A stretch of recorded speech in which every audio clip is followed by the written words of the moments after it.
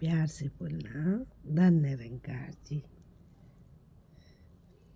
सतगुरु की कृपा से आज फिर एक बार आपके समक्ष एक विषय लेकर जो मन पर आधारित है उसे लेकर राशि आपके समक्ष प्रस्तुत हुई है।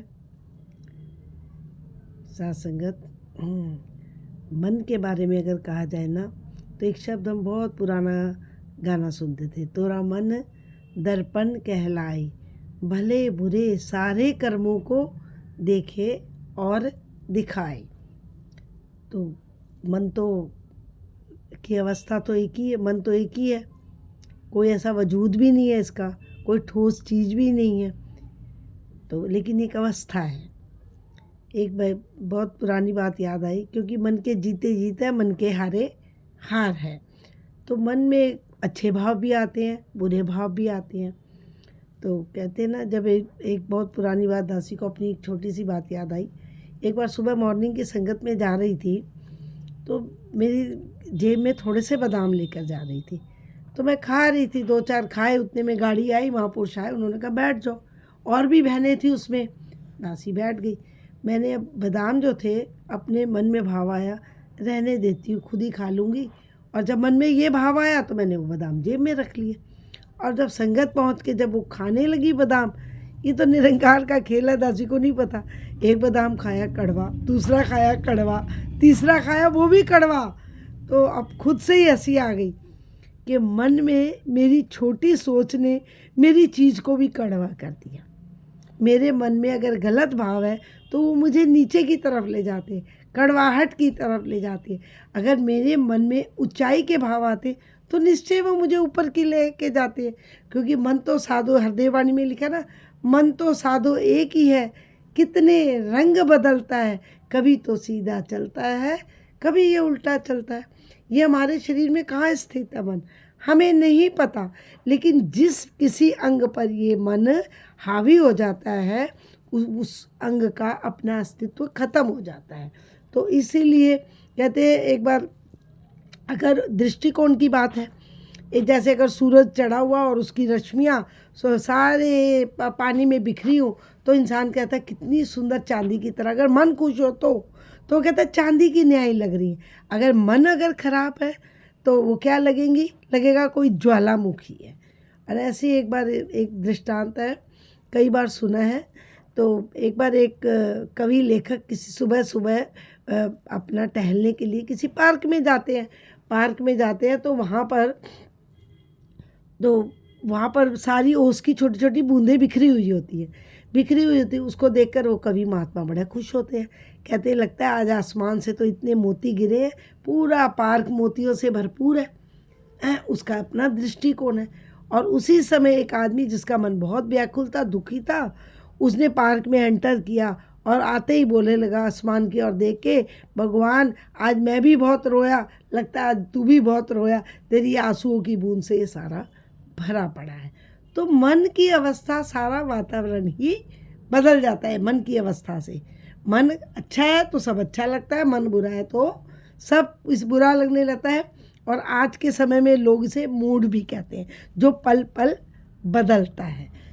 इस प्रकार जो, क्योंकि मन की गति तो बहुत तेज़ है, जहाँ ना पहुँचे रवि वहाँ पहुँचे कवि। तो इसके अनेकों रंग हैं। जैसे एक बार गुरु नानक जी ने जब अपनी कल्याण यात्रा पे उदासी यात्रा पे जा रहे थे गुरु नानक देव जी महाराज, तो रास्ते में उनको एक काजी साहब मिले। काजी साहब ने कहा कि आप कहाँ जा रहे हो? तो उन्होंने कहा कि मैं तो ईश्वर की इबादत, निरंकार की इबादत कर रहा हूँ। तो कहने लगा चलो आप हमारे साथ ये नमाज पढ़ने चलो मस्जिद में। कहने लगे ठीक है चल पड़ता हूँ। नानक देव जी महाराज उनके साथ चल पड़े। श्री गुरु नानक जी पीछे बैठ गए और वो काजी साहब नमाज पढ़ते रहे। जब नमाज समाप्ति हो गई तो गुरु नानक जी ने कहा आपने नमाज पढ़ ली? कहने लगा कहाँ पढ़ ली? उन्होंने कहा मैं तो निरंकार के ध्यान में लीन था, लेकिन आपने नमाज नहीं पढ़ी। आप अरबी में अपने घोड़ों की लई वेची कर रहे थे, आपका ध्यान उधर भटक रहा था, आपके अंदर तो ईश्वर की नमाज की तरफ ध्यान ही नहीं था। वो काजी घबरा गया, उसके पैरों पर गिर पड़ा, समझ गया ये कोई इलाही रूहानी ताकत है, ये अपने मन की अवस्था है। कई बार हम संगत में भी बैठे होते हैं ना, तो हमारा मन कहीं बाहर घूम रहा होता है, और कभी हम घर में भी बैठे होते हैं तो हमारा मन प्रभु के साथ जुड़ जाता है। ये अवस्था होती है मन की। कभी तो ये राम की न्याय बन जाता है, कभी ये रावण की न्याय भी बन जाता है। इसकी अवस्था के बारे में कुछ नहीं कहा जा सकता, ये कई रंग बदलता है। तो अब इसकी 3 स्थितियाँ होती हैं, क्योंकि ये पल में मासा और पल में इसे कहते हैं तोला हो जाता है।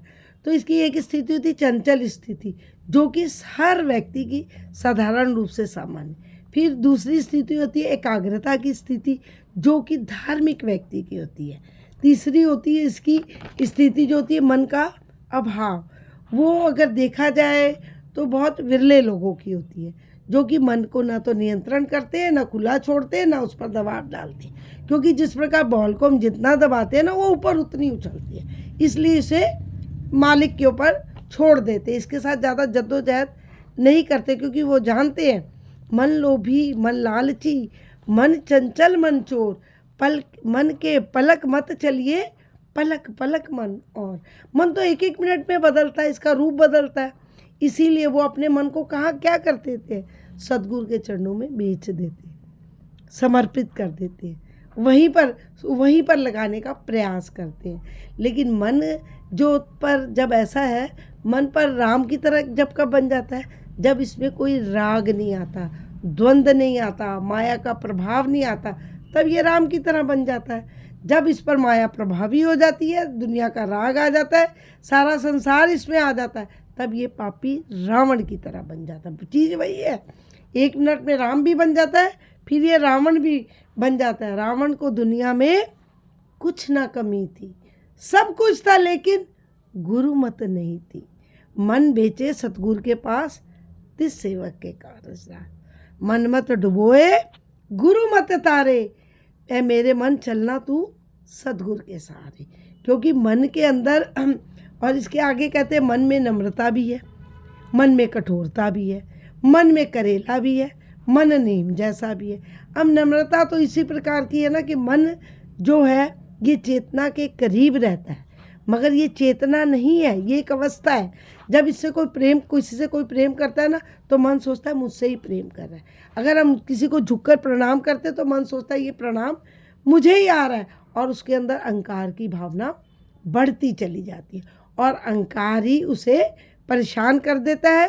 कहते ना, और इसे कभी ना मारा जा सकता है, ना दबाया जा सकता है। कबीरदास जी कहते हैं ना, माया मरी न मन मरा, मर मर गए शरीर। ये चीज़ें मर नहीं सकती, ना इसे दबाया जा सकता है, ख़त्म नहीं किया जा सकता। ये शरीर के अंत अवस्था तक हमारे साथ में ही रहती है। फिर करना क्या होता है, क्योंकि इसका कोई ठोस वजूद तो है ही नहीं, कि अभी ये पत्थर की तरह बन जाता है, कभी मोम की तरह बन जाता है, कभी करेले की तरह बन जाता है, कभी नीम की तरह बन जाता है। करेला, जब इंसान का मन अच्छा ना हो तो वो ऐसे ही, हमने कई बार देखा, अपना मन अच्छा नहीं होता तो इंसान क्या करता है, दूसरों को डांटता फिरता है, अपनी फ्रस्ट्रेशन निकालता रहता है, क्योंकि उसका अपना मन अच्छा नहीं होता। उसके मुंह से कटु वचन निकलते हैं, अब शब्द निकलने शुरू हो जाते हैं, क्योंकि उनकी मन की अवस्था अच्छी नहीं होती। जब उसी व्यक्ति की मन की अवस्था अच्छी हो जाती है, वो शांत हो जाता है, स्थिर हो जाता है, तो उसकी वही जुबान क्या बोलने लगती है, एक बहुत मिठास भरे, प्यार भरे, नम्रता के, हलीमे के शब्द उसके मुखारबिंद से निकलते हैं।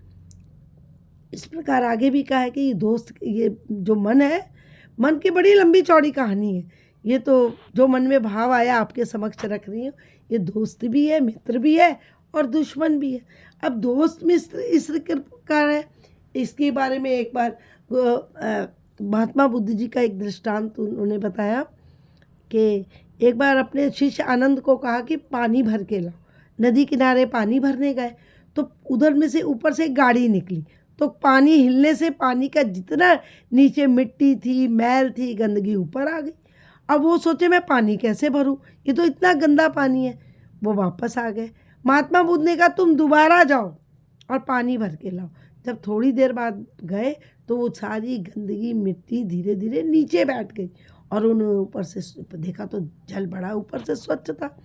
तो महात्मा बुद्ध ने जब आनंद मठ में पहुँचे तो उन्होंने कहा, वत्स, ऐसे ही हमारे मन की अवस्था है, इसमें अनेक गंदगी, अनेक मलिनता, ये कई विचारों से ये भरपूर है, ये इसके अंदर ही होती है, लेकिन ये कहीं दूर नहीं जाती। लेकिन अच्छे बुरे विचारों, बुरे विकारों से ये भरपूर है।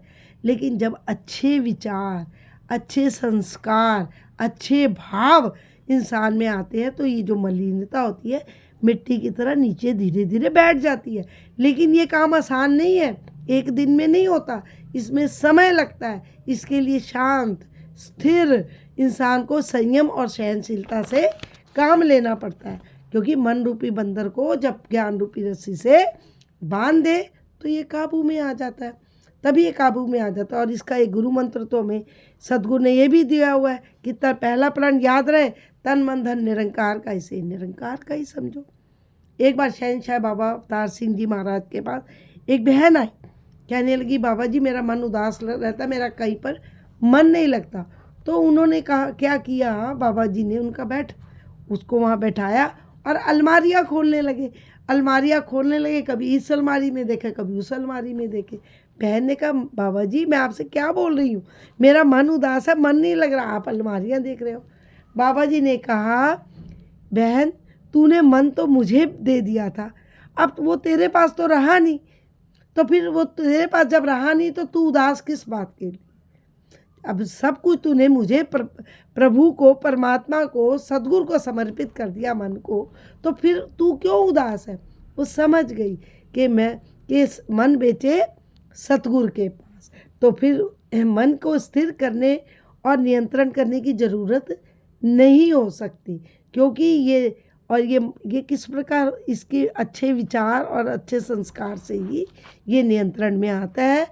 और अच्छे विचार, अच्छे संस्कार अच्छी संगत से आते हैं, सत्संग से आते हैं। धीरे धीरे सत्संग जाने से मन में निर्मलता आती है, स्थिरता आ जाती है। मन जो है हाथी की न्यायी होता है और महावत होता है सतगुरु। मन एक महारोग है, दवाई है सतगुरु। इसलिए कहते हैं ना, प्रेम और शांति जो आ रही है वो कहाँ से आती है, मन से नहीं आती। प्रेम और शांति आत्मा से आती है, मन के पार से आती है।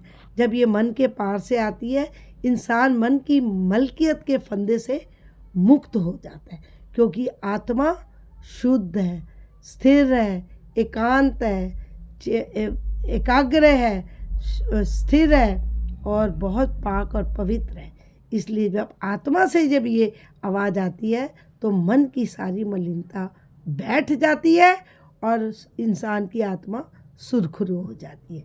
इसीलिए परमात्मा कहते हैं, अवतार वाणी में भी शब्द लिखा है, ए मेरे मन ओट ले आकर रब दे कामिल बंदे की, कि जो रब दा कामिल बंदा सतगुरु है, निरंकार है, साथ संगत है, इनकी शरण ले ले तो तेरा मन काबू में रहेगा, नियंत्रण में भी रहेगा और तेरा मन सही दिशा, सही मार्ग प्रशस्त करेगा, सही दिशा की ओर चलेगा। तब तेरा जीवन बड़ा सुरखुरु होगा, शांत हो जाएगा, स्थिर हो जाएगा और आप जीवन में बहुत सुंदर अपने जीवन की यात्रा तय कर पाओगे। सत्संग जी, धन्यवाद।